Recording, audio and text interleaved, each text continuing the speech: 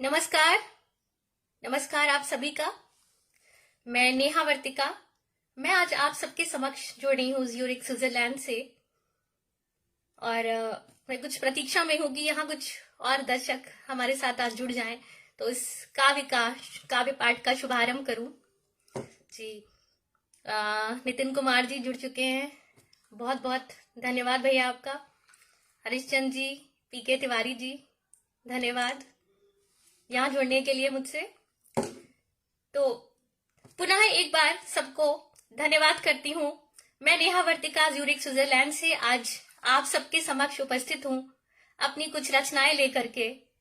पर इससे पहले कि आज के काव्य पाठ का शुभारंभ करूं, मैं हृदय से धन्यवाद करना चाहती हूँ अखिल भारतीय काव्य मंच मुंबई के इस सम्मानित पटल का श्री अंजनी कुमार द्विवेदी जी, जो कि संस्थापक हैं, जिन्होंने मुझे यहाँ आमंत्रित करा, विकास मिश्रा जी, ममता जी और अन्य सभी पदाधिकारी जो इस पटल से, इस सम्मानित पटल से जुड़े हैं, जिन्होंने मुझे आज ये सुअवसर प्रदान किया कि मैं आपके समक्ष आऊं और अपनी कुछ रचनाएं प्रस्तुत करूं। मैं उन सभी का धन्यवाद करती हूं। और मित्रों, आज बहुत शुभ, बहुत विशेष और एक बहुत पावन दिन है। आज बसंत पंचमी है। तो बसंत पंचमी की आप सभी को मंगल कामनाएं, शुभकामनाएं। माँ शारदा, माँ सरस्वती आप सब पर कृपा करें, हम सब पर कृपा करें, अज्ञानता का विलोप हो और सर्वत्र ज्ञान का प्रकाश फैले। तो माँ शारदा को श्रद्धा सुमन। मैं कुछ कमेंट्स ले लूं उससे पहले। तो जो कमेंट्स मुझसे यहाँ छूट रहे हैं उनके लिए क्षमा कीजिएगा, क्योंकि काफी जल्दी जल्दी ऊपर बढ़ जाते हैं, लेकिन मैं बाद में सबका जरूर से रिप्लाई जरूर करूंगी। मैं बहुत धन्यवाद ममता जी, बहुत धन्यवाद सभी का। आप सभी लोग जो मुझसे यहाँ जुड़ रहे हैं, आभार आज जुड़ने के लिए। निर्भय कुमार जी, जी धन्यवाद। धन्यवाद ममता जी, बसंत पंचमी की शुभकामनाएं। तो आप सभी दर्शक जो अपना बहुमूल्य समय निकाल करके आज यहाँ उपस्थित हैं इन रचनाओं को सुनने के लिए, मैं एक बार पुनः अभिवादन करती हूँ। और माँ सरस्वती को स्मरण करते हुए एक छोटी सी स्तुति, एक वंदना मैं समर्पित करती हूँ माँ को। माँ अपना आशीष हम सब पर बनाए रखें। इसका शीर्षक है हे श्वेत वस्त्र धारिणी। हे श्वेत वस्त्र धारिणी, मनोविकार हारिणी, मुझे कलुषताओं से मुक्त कर दो, ज्ञान और सात्विकता से युक्त कर दो। मुझे कलुषताओं से मुक्त कर दो, ज्ञान और सात्विकता से युक्त कर दो। दल मेरे भीतर खिल जाए, वीणा सी मिठास मेरे जीवन को मिल जाए। अंतः ज्ञान का शतदल मेरे भीतर खिल जाए। माँ तेरी धवल आभा मेरे चित्त को शुद्धि दे। माँ तेरी धवल आभा मेरे चित्त को शुद्धि दे। नील शीर विवेक हंस सी माँ मुझे बुद्धि दे। माँ तेरी धवल आभा मेरे चित्त को शुद्धि दे। नील शीर विवेक हंस सी माँ मुझे बुद्धि दे। तो हंस के विषय में ये कहा जाता है, जैसा कि आपने सुना होगा, पढ़ा होगा, कि हंस के पास एक विशेष प्रकार का बौद्धिक कौशल होता है, एक क्षमता होती है। वह पानी को दूध से अलग कर सकता है, जिसके के पीछे का अभिप्राय ये होता है कि वो सत्य और असत्य में भली भांति भेद बता सकता है, अच्छाई और बुराई में अंतर बता सकता है। उसी प्रकार से मेरी भी माँ से ये विनती है, माँ मुझे नीर शीर विवेक सी बुद्धि दे। अपने स्फटिक मणि आभूषण सा मेरे विचारों को समृद्ध करो। अपने स्फटिक मणि आभूषण सा मेरे विचारों को समृद्ध करो। मैं तुच्छ सा उपासक, मैं तुच्छ सा उपासक, माँ मेरी जीवन साधना सिद्ध करो। मैं तुच्छ सा उपासक, माँ मेरी जीवन साधना सिद्ध करो। ब्रह्मा ने उत्कृष्ट निर्माता की उपाधि तभी पाई थी, ब्रह्मा ने उत्कृष्ट निर्माता की उपाधि तभी पाई थी, शारदे की ज्ञान शक्ति जब भीतर जगाई थी। शारदे की ज्ञान शक्ति जब भीतर जगाई थी। तो हमारे पुराणों में ये उल्लेख मिलता है कि जब विष्णु जी ने ब्रह्मा जी को सृष्टि के निर्माण का कार्य सौंपा, तो ब्रह्मा जी ने भी स्वयं उनको भी माँ सरस्वती का आवाहन करना पड़ा था, क्योंकि उन्हें ज्ञान का अभाव लगा इस इतने बड़े कार्य को पूर्ण करने के लिए। तो ब्रह्मा जी ने भी माँ सरस्वती का आवाहन किया और तभी उन्हें वो पर्याप्त उपयुक्त ज्ञान प्राप्त हुआ, जिसके माध्यम से वह इतने बड़े कार्य को कर पाए, सृष्टि निर्माण का कार्य कर पाए। तो माँ सरस्वती ब्रह्मा जी की संचारिणी शक्ति भी है और उनकी पूरक भी है। ब्रह्मा ने उत्कृष्ट निर्माता की उपाधि तभी पाई थी, शारदे की ज्ञान शक्ति जब भीतर जगाई थी। तुम्हारी दिव्यता का एक अंश भी, तुम्हारी दिव्यता का एक अंश भी माँ यदि मुझे मिल जाए। मन तुम्हारी कलाओं सा सुंदर हो, मन तुम्हारी कलाओं सा सुंदर हो, ऋतुराज सजीवन खिल जाए, ऋतुराज सजीवन खिल जाए। हे श्वेत वस्त्र धारिणी, मनोविकार हारिणी, मुझे कलुषताओं से मुक्त कर दो, मुझे कलुषताओं से मुक्त कर दो, ज्ञान और सात्विकता से युक्त कर दो, ज्ञान और सात्विकता से युक्त कर दो। वीणा सी मिठास मेरे जीवन को मिल जाए, अंतः ज्ञान का शतदल मेरे भीतर खिल जाए, अंतः ज्ञान का शतदल मेरे भीतर खिल जाए। धन्यवाद। और आप सभी लोग जो यहाँ मुझसे जुड़े हैं और इतने सुंदर कमेंट्स दे रहे हैं, ताहिर अंसारी जी, बहुत धन्यवाद आपका। आपको ये रचना पसंद आई। एक स्तुति थी माँ के चरणों में समर्पित, और माँ शारदे का, माँ सरस्वती का ध्यान करते हुए, उनका वंदन करते हुए। ब्रिजेश सिन्हा जी बहुत धन्यवाद। दिनेश सवे जी जुड़े हैं हमारे साथ। दिनेश जी नमस्कार, स्वागत है आपका। तो आपके कमेंट्स देख करके मेरा बहुत उत्साहवर्धन हो रहा है, मुझे बहुत खुशी हो रही है। आप सब यहाँ अपना कीमती वक्त निकाल के आज मुझसे जुड़े हैं इन रचनाओं को सुनने के लिए। आशा करती हूँ कि ये रचनाएं आपके हृदय तक पहुंच पाएंगी, आपको अच्छी लगेंगी। जी अंजनी कुमार जी जुड़ चुके हैं। अंजनी जी बहुत बहुत नमस्कार, धन्यवाद मुझे यहाँ आमंत्रित करने के लिए। जी धन्यवाद। जय माँ शारदे। माँ शारदा के चरणों में समर्पित स्तुति के पश्चात अब ले चलती हूँ आपको अपनी अगली रचना की ओर। ये रचना मेरी राष्ट्रभाषा और मेरी मातृभाषा हिंदी को समर्पित है।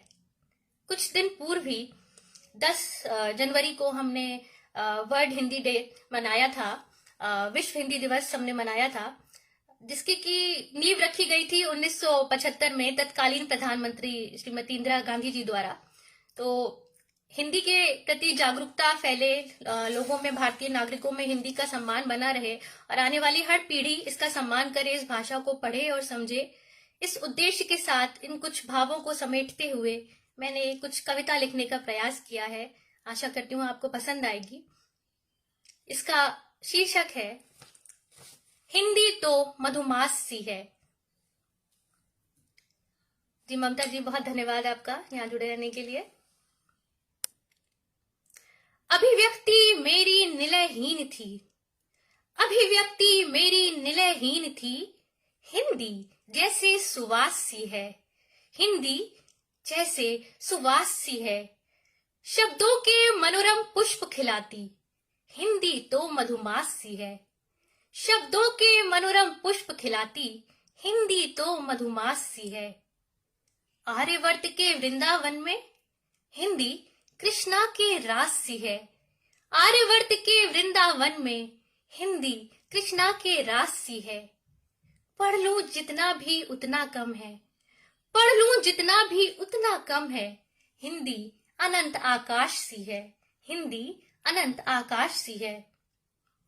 कविता मेरी जीर्ण शीर्ण थी, कविता मेरी जीर्ण शीर्ण थी, हिंदी पोषक प्राश सी है, सरल सहज और मीठी मीठी, सरल सहज और मीठी मीठी, हिंदी माँ के आभास सी है, हिंदी माँ के आभास सी है। मैं हिंदी का नित नित वंदन कर लूं, मैं हिंदी का नित नित वंदन कर लूं, ये माँ शारदा के दिव्य प्रकाश सी है। मैं हिंदी का नित नित वंदन कर लूं, ये माँ शारदा के दिव्य प्रकाश सी है। भाषा सीखे अन्य कोई भी, भाषा सीखे अन्य कोई भी, पर हिंदी का उपहास न हो। हिंदी का गौरव बना रहे, हिंदी का गौरव बना रहे। हिंदी कभी निश्वास ना हो, हिंदी कभी निश्वास ना हो। भाषा अपनी सर्वश्रेष्ठ है, भाषा अपनी सर्वश्रेष्ठ है। हर पीढ़ी में विश्वास ये हो, हर पीढ़ी में विश्वास ये हो। धन्यवाद। तो एक छोटी सी रचना मेरी राष्ट्रभाषा को समर्पित, और प्रोफेसर जयनाथ कवि जी, अनामिका विरल जी, ब्रिजेश जी, उषा जी, बहुत बहुत बहुत धन्यवाद। अनामिका जी बहुत धन्यवाद, आपको ये रचना पसंद आई। बहुत आभार व्यक्त करती हूँ आप सभी का, सभी दर्शक जो आज यहाँ इस सम्मानित पटल पर मुझसे जुड़े हैं और मेरी ये रचनाएं सुन रहे हैं। आप इसी प्रकार से जुड़े रहिए और अपने कमेंट्स से मेरा उत्साहवर्धन करिए। मुझे बहुत आनंद की प्राप्ति हो रही है इस तरह से इतने सुंदर कमेंट्स देख करके। हरिश्चंद्र जी धन्यवाद, बहुत बहुत धन्यवाद जी।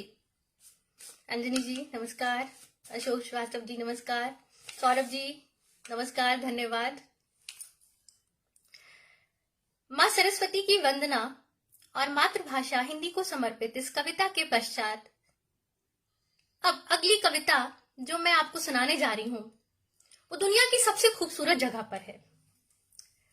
मैं ये निवेदन करती हूँ, आप एक बार अनुमान लगाइए, सोचिए कि वो कविता किस पर हो सकती है, किस विषय पर वो कविता हो सकती है। दुनिया की सबसे खूबसूरत जगह, सबसे सुंदर जगह, ऐसी सुकून भरी जगह जिसका कि अन्य किसी भी जगह से कोई मुकाबला नहीं है। तो आप में से बहुत लोगों ने शायद सोच लिया होगा ये कविता है घर पर, क्योंकि मेरा ये विश्वास है कि अपने घर से बढ़कर खूबसूरत जगह और दुनिया में कोई नहीं है। घर चाहे आलीशान बंगला हो, कच्ची मिट्टी का ही क्यों ना हो, या किसी पंछी के लिए उसका घोंसला ही क्यों ना हो, हर किसी को अपना घरौंदा बहुत प्यारा होता है। तो मेरे कुछ भाव हैं ये जो मैंने अपने घर को समर्पित करती हूँ। तो आनंद लीजिए इस कविता का। घर। थोड़ी सी धूप, थोड़ी बारिश ले आऊं, थोड़ी सी धूप, थोड़ी बारिश ले आऊं, संस्कारों की नींव पर घर एक बनाऊं। थोड़ी सी धूप, थोड़ी सी बारिश ले आऊं, संस्कारों की नींव पर घर एक बनाऊं।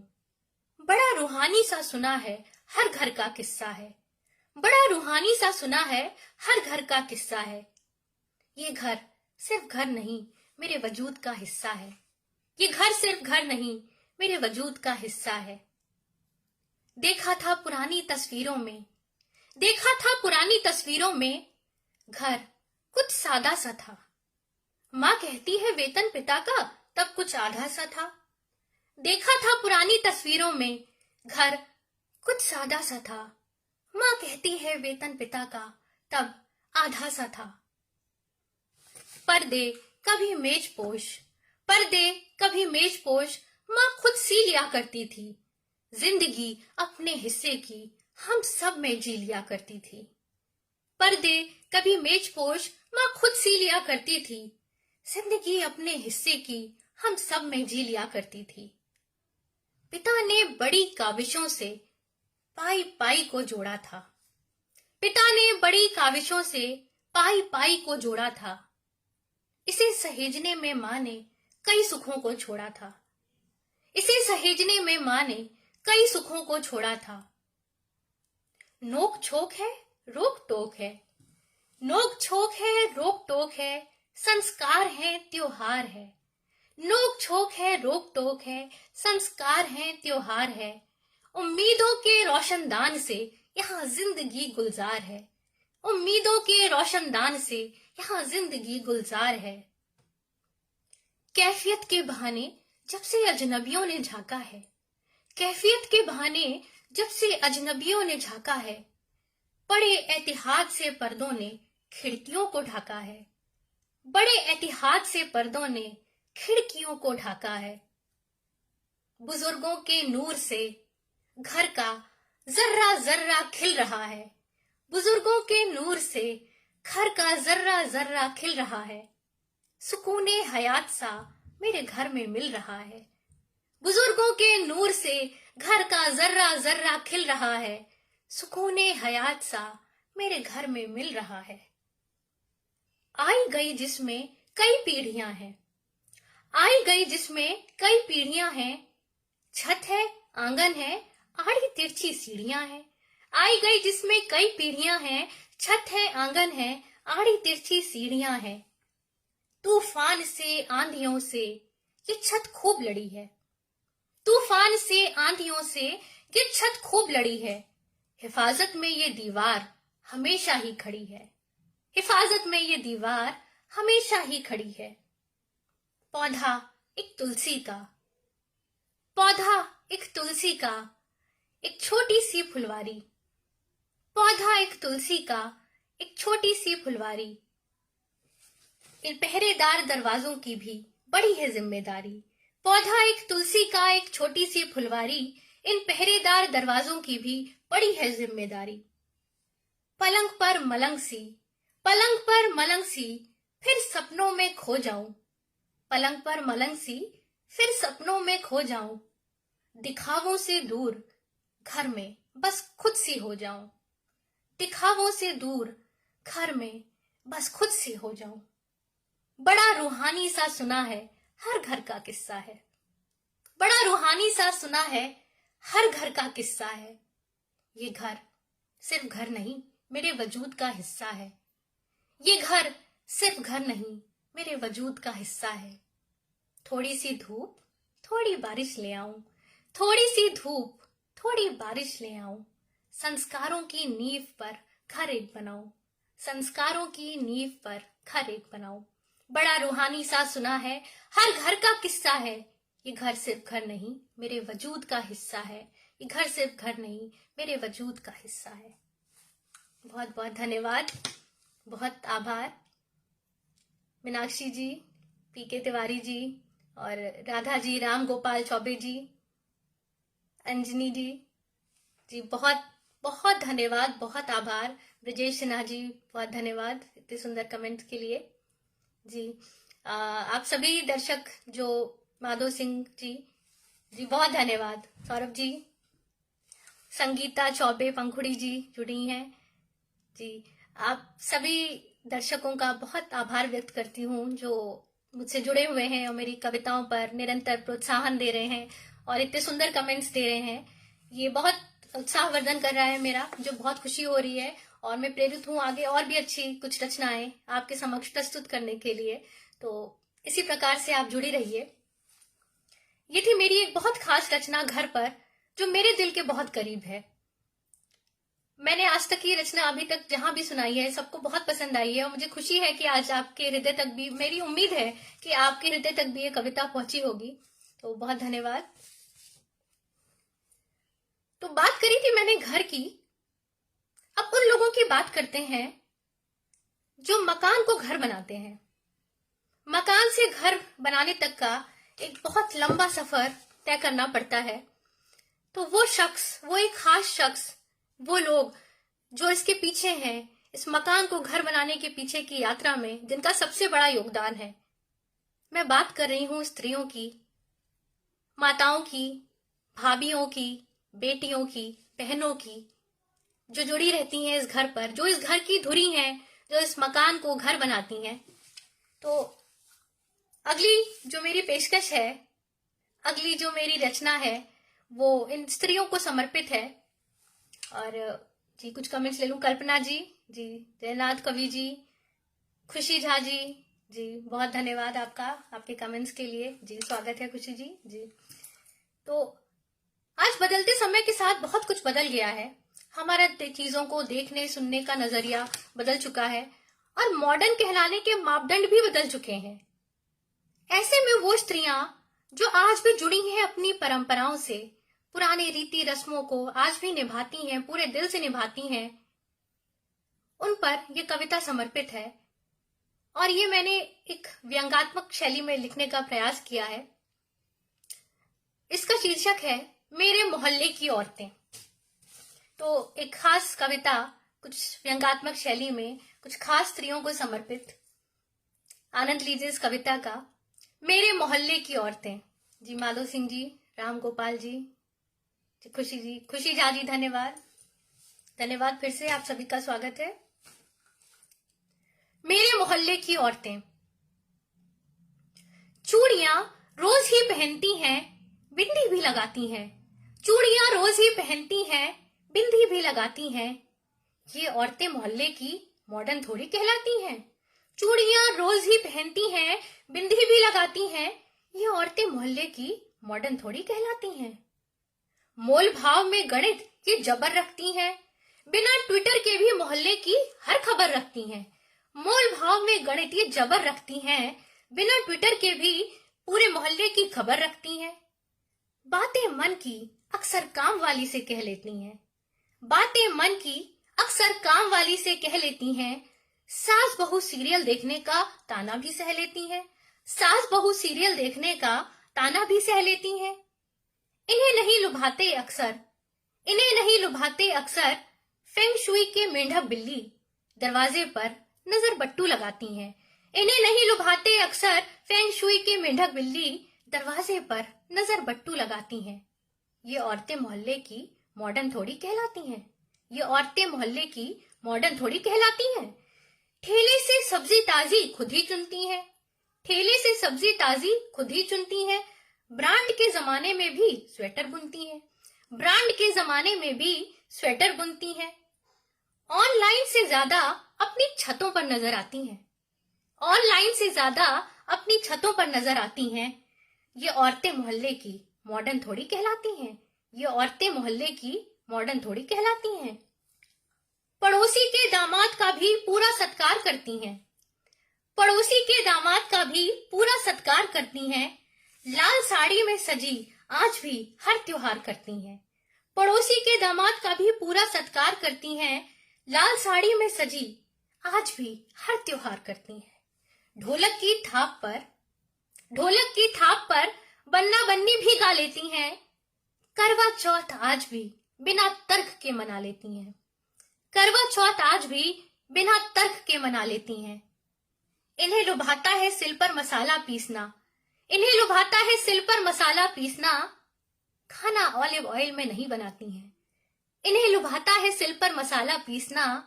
खाना ऑलिव ऑयल में नहीं बनाती हैं। ये औरतें मोहल्ले की मॉडर्न थोड़ी कहलाती हैं।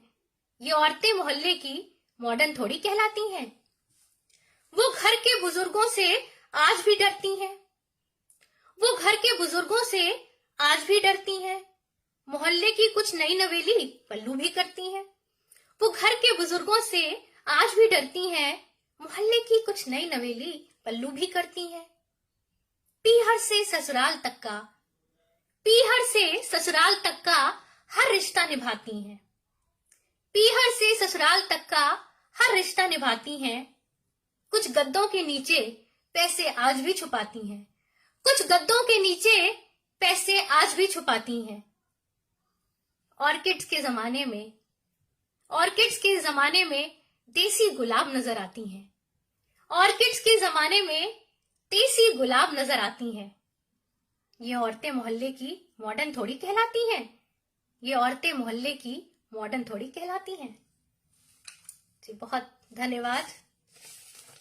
एक खास रचना थी मेरी कुछ स्त्रियों को समर्पित जो मकान को घर बनाती हैं। हमारी माताएं बहनें, ये वो स्त्रियां हैं जिनके बीच हम पलकर बड़े हुए हैं, जो आज भी परंपराएं पूरे दिल से निभाती हैं पर शायद मॉडर्न नहीं कहलाती हैं। तो उनको पूरे हृदय से ये कविता समर्पित थी। जी अंजनी जी धन्यवाद। ममता जी बहुत धन्यवाद आपके निरंतर इस प्रोत्साहन का, इन सुंदर कमेंट्स का। जी खुशी जी बहुत धन्यवाद आपका। आप सभी लोग जो आज यहाँ जुड़े हैं और मेरी इन रचनाओं को सुन रहे हैं। ताहिर अंसारी जी, जी धन्यवाद फिर से आपका। तो जी डॉक्टर रूपचंद शास्त्री मयंक जी धन्यवाद, आपको ये रचना पसंद आई, बहुत आभार जी। तो बात करी थी मैंने घर की और मेरे मोहल्ले की औरतों की।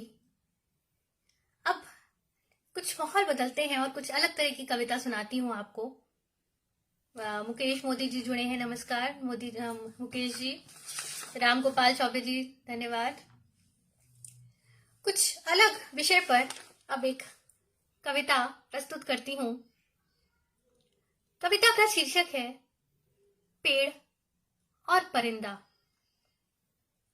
यहां मैंने पेड़ और परिंदे के माध्यम से उन लोगों की बात करी है जो अपने वतन की मिट्टी से दूर, अपने देश से दूर कहीं किसी दूसरे देश में रहते हैं।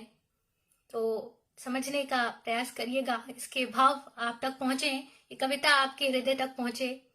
आशा करती हूं आपको ये पसंद आएगी। पेड़ और परिंदा। माना कि सूरज से सांस है, माना कि सूरज से सांस है, पर किसी किसी को चांद से भी बड़ी आस है। माना कि सूरज से सांस है, पर किसी किसी को चांद से भी बड़ी आस है। उन परिंदों के घर वापसी की, उन परिंदों के घर वापसी की, जो सुबह सवेरे अपना नीड़ छोड़कर, जो सुबह सवेरे अपना नीड़ छोड़कर, नीरसता की सब बेड़ियां तोड़कर, दाने की खोज में, कभी जिम्मेदारियों के बोझ में, दाने की खोज में, कभी जिम्मेदारियों के बोझ में आसमान में उड़ते हैं तो कुछ समुंदर की ओर मुड़ते हैं। दाने की खोज में, जिम्मेदारियों के बोझ में आसमान में उड़ते हैं तो कुछ समुंदर की ओर मुड़ते हैं। कभी सूनी बर्फीली वादियों में, कभी सूनी बर्फीली वादियों में, तो कभी महानगरी की घनी आबादियों में। कभी सूनी बर्फीली वादियों में तो कभी महानगरी की घनी आबादियों में। किसी किसी परिंदे को भा जाते हैं परदेसी रंग, किसी किसी परिंदे को भा जाते हैं परदेसी रंग, फिर निकल पड़ते हैं पूरे परिवार के संग। फिरंगी फिजाओं में नया घरौंदा बसाते हैं, फिरंगी फिजाओं में नया घरौंदा बसाते हैं। सीखते हैं नई बोली, सीखते हैं नई बोली, नए स्वर में चहचहाते हैं। सीखते हैं नई बोली, नए स्वर में चहचहाते हैं। पुराने पेड़ पर, पुराने पेड़ पर रह जाती हैं उनकी यादें, बंधे हुए धागों में लिपटी उनकी मन की मुरादें। पुराने पेड़ पर रह जाती हैं उनकी यादें, बंधे हुए धागों में लिपटी उनके मन की मुरादें। जो मांगी थी पाने को, जो मांगी थी पाने को आसमान का एक हिस्सा, जो मांगी थी पाने को आसमान का एक हिस्सा, लिखने को शोहरत का अपना भी किस्सा। जो मांगी थी पाने को आसमान का एक हिस्सा, लिखने को शोहरत का अपना भी किस्सा। कभी कभार कुछ अपनों के नाम, कभी कभार कुछ अपनों के नाम, आते हैं उनके तोहफे और दुआ सलाम। कभी कभार कुछ अपनों के नाम, आते हैं उनके तोहफे और दुआ सलाम। शाखों पर सोनापन भरपूर है, शाखों पर सोनापन भरपूर है, परिंदा फिर भी अपनी ख्वाहिश में मजबूर है। शाखों पर सोनापन भरपूर है, परिंदा फिर भी अपनी ख्वाहिश में मजबूर है। सूखी बूढ़ी शाखाएं, सूखी बूढ़ी शाखाएं एक दिन टूट जाएंगी, सूखी बूढ़ी शाखाएं एक दिन टूट जाएंगी, पुराने पेड़ पर नई कलियां फूट जाएंगी। सूखी बूढ़ी शाखाएं एक दिन टूट जाएंगी, पुराने पेड़ पर नई कलियां फूट जाएंगी। देखो सूरज ढल रहा है, देखो सूरज ढल रहा है, कुछ परिंदे घर आएंगे, कुछ परिंदे घर आएंगे, तो कुछ दो पल सुकून के बिताकर, तो कुछ दो पल सुकून के बिताकर सवेरे फिर उड़ जाएंगे, सवेरे फिर उड़ जाएंगे। माना कि सूरज से सांस है, माना कि सूरज से सांस है, पर किसी किसी को चांद से भी बड़ी आस है, पर किसी किसी को चांद से भी बड़ी आस है। धन्यवाद। तो ये थी मेरी रचना जिसका शीर्षक था पेड़ और परिंदा, जिसके माध्यम से मैंने कुछ खास लोगों के विषय में बात करी। और आशा करती हूँ ये कविता आपको पसंद आई होगी, आपके हृदय तक पहुंची होगी, इस कविता के भाव आप तक पहुंचे होंगे। और यहाँ जो लोग लगातार मुझसे जुड़े हुए हैं, एक बार पुनः धन्यवाद कर देना चाहती हूँ मैं सबका। बहुत धन्यवाद आपका। और इसी प्रकार से अपनी कमेंट से मेरा उत्साहवर्धन करते रहिए। चंद्रदेव दीक्षित जी, बहुत आभार आपका। अनामिका जी बहुत धन्यवाद। अभिभूत हूं मैं इस सुंदर कमेंट से आपके जी। ताहिर अंसारी जी धन्यवाद। गोविंद गुप्ता जी नमस्कार आपका जुड़ने के लिए इस कार्यक्रम से। और वो सभी दर्शक जो यहाँ जुड़े हुए हैं, बहुत धन्यवाद आपका। तो ये थी कविता मेरी पेड़ और परिंदा पर। अमित वर्मा जी क्रिएटिव, धन्यवाद, थैंक यू अमित जी। और अब कुछ और बात करते हैं, कुछ नई रचनाओं की ओर लेके चलती हूँ। नरेंद्र पांडे जी जुड़े हैं, धन्यवाद नरेंद्र जी यहाँ जुड़ने के लिए जी, आभार। फरवरी का महीना है और फरवरी का मौसम बड़ा सुहाना होता है। गुलाबी ठंड होती है, हल्की मीठी मीठी सी धूप निकली होती है। और आज हमने बसंत पंचमी भी मनाई। बसंत के पर्व के तो क्या कहने हैं, वो अपनी सुंदरता के लिए जाना जाता है। कितने कवियों ने, लेखकों ने, शायरों ने बसंत पर सुंदर सुंदर रचनाएं लिख दी। तो फरवरी का महीना बहुत सुहाना होता है और दिल बाग बाग हो जाता है ऐसे सुंदर से महीने में, ऐसे मौसम को देख करके। तो आइए कुछ दिल की बातें करते हैं, क्योंकि मैंने कहा कि दिल बाग बाग हो जाता है। तो कुछ ऐसी बातें जो सीधे दिल से निकलती हैं, जो मेरे सीधे दिल से निकली हैं, कुछ दिल के अल्फाज आपसे शेयर करती हूँ। और इस अगली जो पेशकश है, ये जो मेरी अगली रचना है, इसका शीर्षक है दिल की बातें। मोहब्बत में रखना थोड़ी खुद में आग, मोहब्बत में रखना थोड़ी खुद में आग, थोड़ा आंख में पानी भी रखना। मोहब्बत में रखना कुछ खुद में आग, थोड़ा आंख में पानी भी रखना। बहुत अच्छा होता है समझदार होना, बहुत अच्छा होता है समझदार होना, पर तुम बाकी थोड़ी नादानी भी रखना, पर तुम बाकी थोड़ी नादानी भी रखना। सवेरों की होती हैं जिम्मेदारियां बहुत, सवेरों की होती हैं जिम्मेदारियां बहुत, तुम बाकी एक शाम सुहानी रखना। सवेरों की होती हैं जिम्मेदारियां बहुत, तुम बाकी एक शाम सुहानी रखना। यूं ही बोलते रहने को गुफ्तगू नहीं कहते, यूं ही बोलते रहने को गुफ्तगू नहीं कहते, तुम सुनाने को एक खास कहानी रखना, तुम सुनाने को एक खास कहानी रखना। सवेरों की होती हैं जिम्मेदारियां बहुत, तुम बाकी एक शाम सुहानी रखना। यूं ही बोलते रहने को गुफ्तगू नहीं कहते, यूं ही बोलते रहने को गुफ्तगू नहीं कहते, तुम सुनाने को एक खास कहानी रखना, तुम सुनाने को एक खास कहानी रखना। कुछ कुछ सुन लेना उसके दिल की, कुछ कुछ सुन लेना उसके दिल की, थोड़ी अपनी मनमानी रखना। कुछ कुछ सुन लेना उसके दिल की, थोड़ी अपनी मनमानी रखना।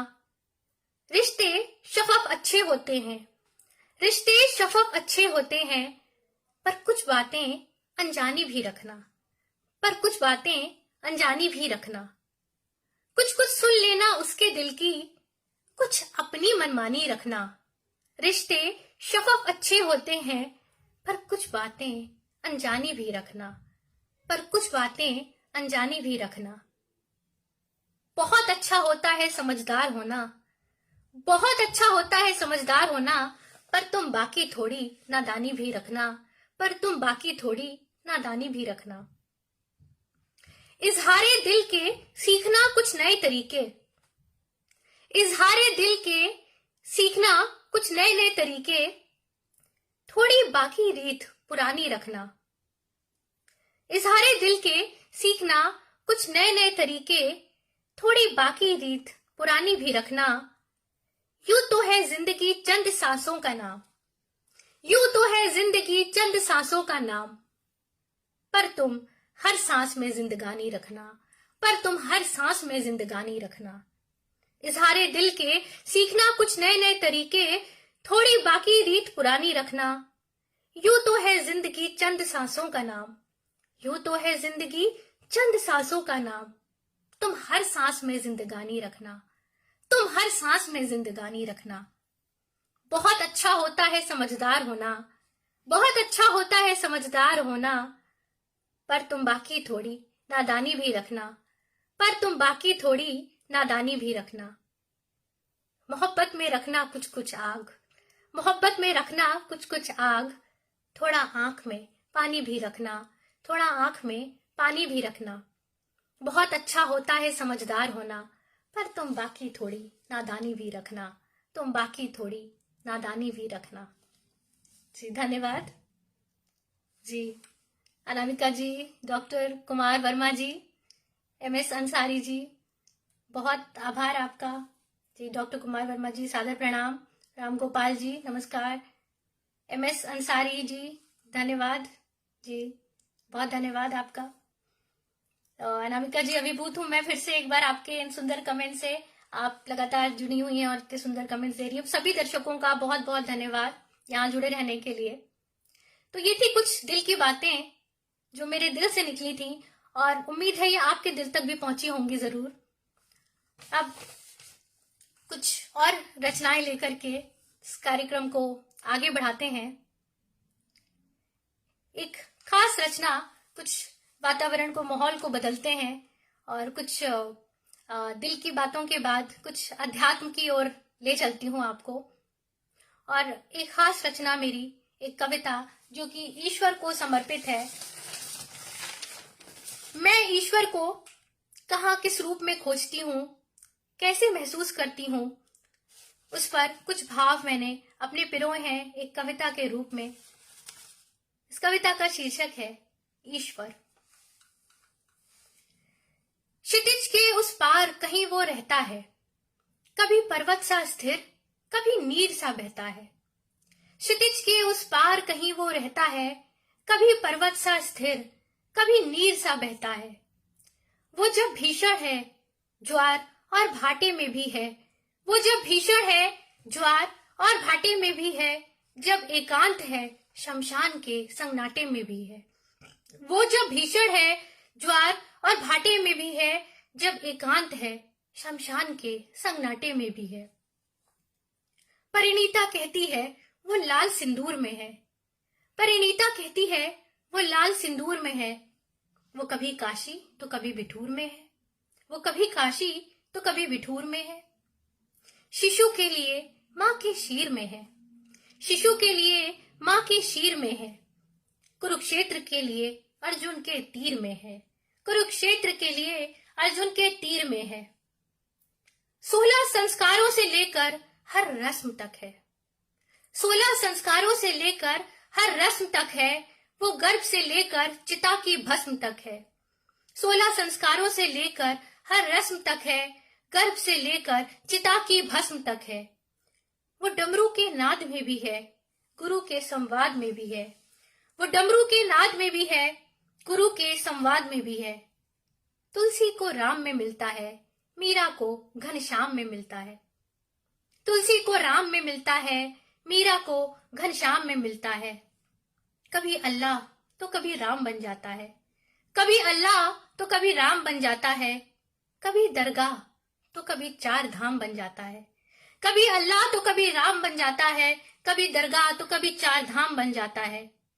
वही सावन में है, वही अजान में है, वही सावन में है, वही अजान में है। वही श्लोकों में है, वही रमजान में है, वही श्लोकों में है, वही रमजान में है। कभी दरगाह में है, कभी दैर में है, कभी दरगाह में है, कभी दैर में है। खुशी के लम्हों में है, अपनों की खैर में है, खुशी के लम्हों में है, अपनों की खैर में है। नंगे पैर चलते कांवड़ियों को राह में मिल जाता है, नंगे पैर चलते कावड़ियों को राह में मिल जाता है। कभी विषमताओं से झांकती जीने की चाह में मिल जाता है। नंगे पैर चलते कावड़ियों को राह में मिल जाता है। कभी विषमताओं से जूझती जीने की चाह में मिल जाता है। भूखे को बस अन्न में मिलता है। भूखे को बस अन्न में मिलता है। योगी को बस मन में मिलता है। योगी को बस मन में मिलता है। जब मौन है तो किसी मूक का शब्द भी है। जब मौन है किसी मूक का शब्द भी है। जब अबोध है बचपन सा स्तब्ध भी है। जब अबोध है बचपन सा स्तब्ध भी है। कभी विचारों की क्रांति में है, कभी ध्यान की शांति में है। कभी विचारों की क्रांति में है, कभी ध्यान की शांति में है। कभी हाथ की लकीरों में है, कभी हाथ की लकीरों में है। कभी संत और फकीरों में है। ईश्वर मानो तो हर ओर है। ईश्वर मानो तो हर ओर है। ना मानो तो बस भ्रम है, शोर है। ईश्वर मानो तो हर ओर है। ना मानो तो बस भ्रम है, शोर है। मेरे लिए ईश्वर प्रेरणा है, आस्था है। मेरे लिए ईश्वर प्रेरणा है, आस्था है। वही गंतव्य है, वही रास्ता है। वही गंतव्य है, वही रास्ता है। मेरे लिए ईश्वर प्रेरणा है, आस्था है। वही गंतव्य है, वही रास्ता है। वही गंतव्य, वही रास्ता है।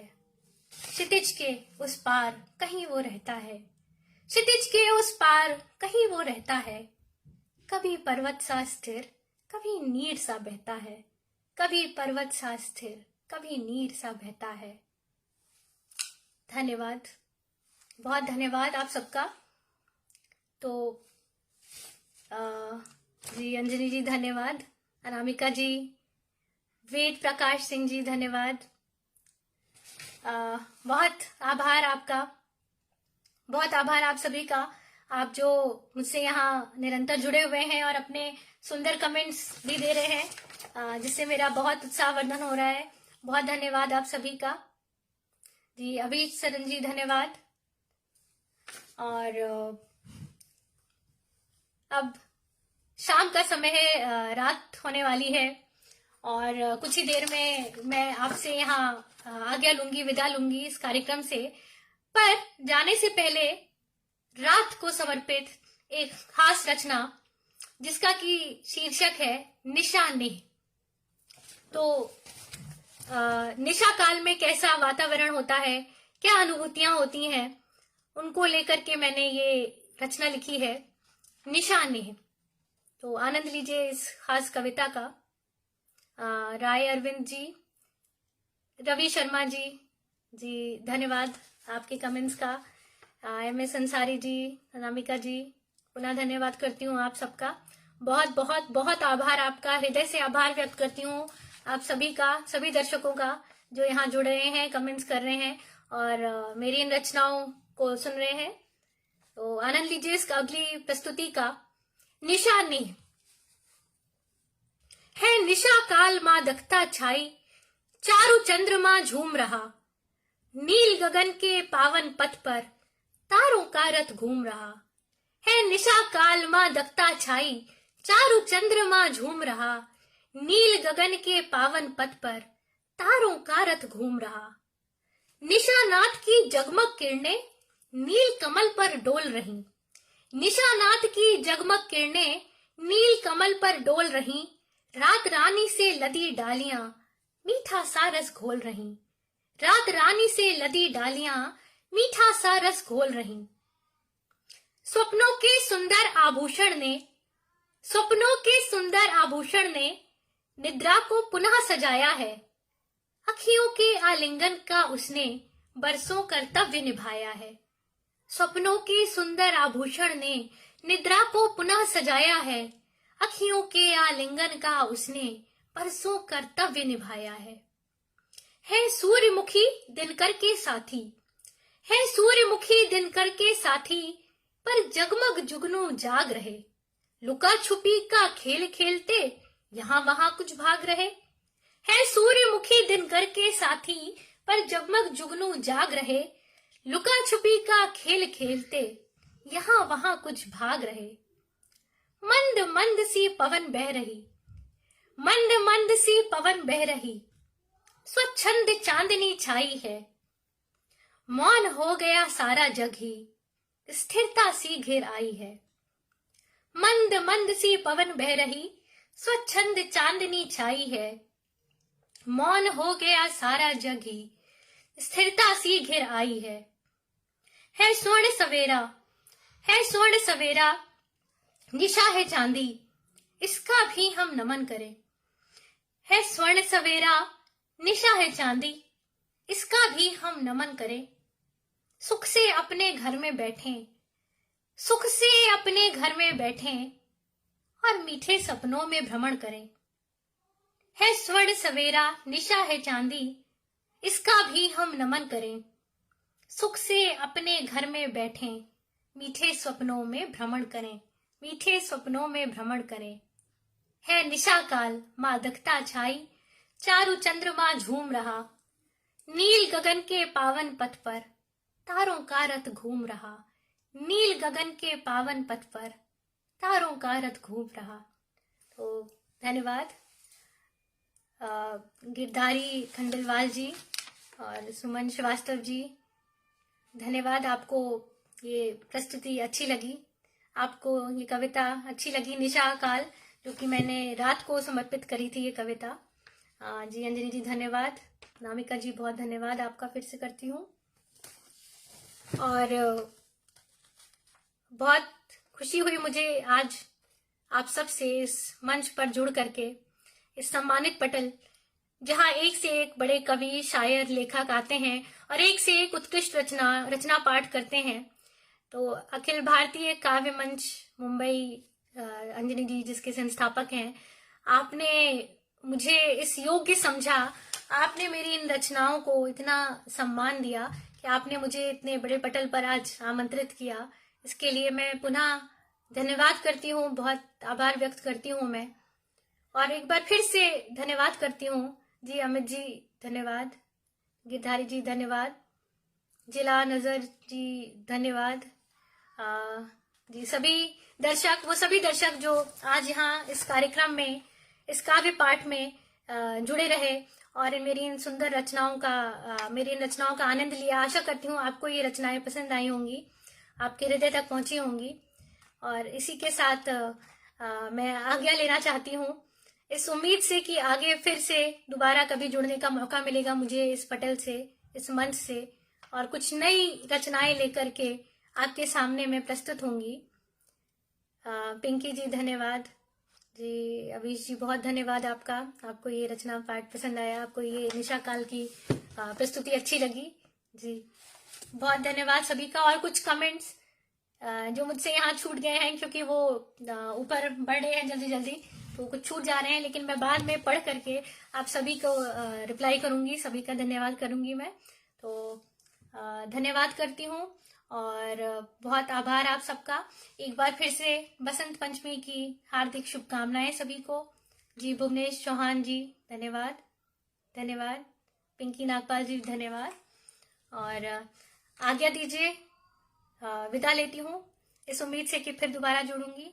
बहुत बहुत धन्यवाद, अभिवादन।